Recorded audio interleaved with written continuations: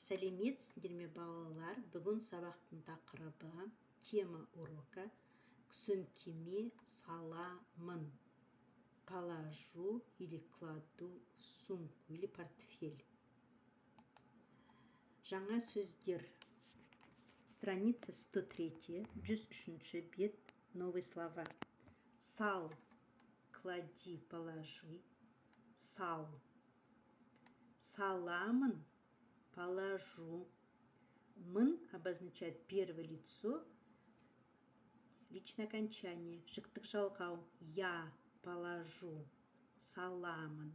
Мын обозначает я положу. Сал. Саламын. Есіне сақта, запомни. Сал. Клади. Положи. Повелительная форма глагола. Ты положи. Сал. Не саласын. Что ты положишь?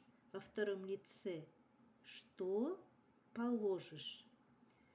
Теперь обратите внимание на личные окончания первого, второго, третьего лица в глаголах. А в имени существительного нету третьего лица личное окончание. Мен сөмкеге саламын. Я кладу в портфель. Сен сөмкеге саласың. Ты кладешь в сумку. Ол сөмкеге салады. Он или она положит в сумку или в портфель. Тыңда, қайтала оқы. Ребята, вот вы должны прослушать тыңда. Это слушай, қайтала повторить, оқы, прочитать. По этой методике вы должны работать. Слушать, повторять, почитать. Сөмкеме күнделік, дәптер, кітап саламын. В сумку положу дневник, тетрадь, книгу. Әлібек, сен сөмкене қаламсауыт сал.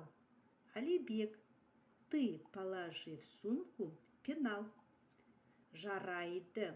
Қаламсауытқа қарындаш, ұштағыш, өшіргіш қалап саламын. Хорошо или ладно. В пенал положу карандаш, точилку, ластик, ручку. Обратите внимание, под картинками есть текст. Мен мектепке барамын. Я иду в школу. Сөмкеге күнделік, кітап, дәптер, қаламсауыт саламын. В сумку положу дневник, книгу, тетрадь, пенал. Әлібек те мектепке барады. И Әлібек идет в школу. В третьем лице говорим. Ол, в третье лицо. Ол қаламсауытқа қалам, қарындаш, өшіргіш, ұштақ салады. Третье лицо. Он кладет в пенал, ручку, карандаш, ластик, точилку. Сен сөмкене не саласың. Что положишь ты в сумку? Например, я положу книгу, тетрадь и ручку. Мен сөмкеме кітап, дәптер, қалам саламын. Вы должны тренироваться, вот так говорить. Айтылым бірінші тапсырма 104 бет. Теперь мы будем в повелительной форме говорить по образцу, үлгі-образец. Әлібек сөмкеге қарындаш, қаламсауыт, өшіргіш, қалам, кітап, дәптер, ұстағыш сал. В повелительной форме мы сказали, ты клади в сумку все эти учебные принадлежности. Айтылым екінші тапсырма 104 бет. Анельдің сөмкесінде не бар, не жоқ. Что есть, чего нет в сумке Анели? Анельдің сөмкесінде өшіргіш, қалам, қаламсауыт, кітап бар. Аннельдің сөмкесінде дәптер, ұштағыш жоқ. Әлбектің сөмкесінде не бар, не жоқ? В сумке Альбека что есть, чего нету? Әлбектің сөмкесінде өшіргіш, ұштағыш, күнделік, қарындаш, кітап бар. Әлбектің сөмкесінде дәптер, қаламсауыт, қалам жоқ. Айтылым. 104-ші бет, 3-ші тапсырма. 3-ші тапсырма. Үлгі, образец. Будем работать по образцу. Үлгі.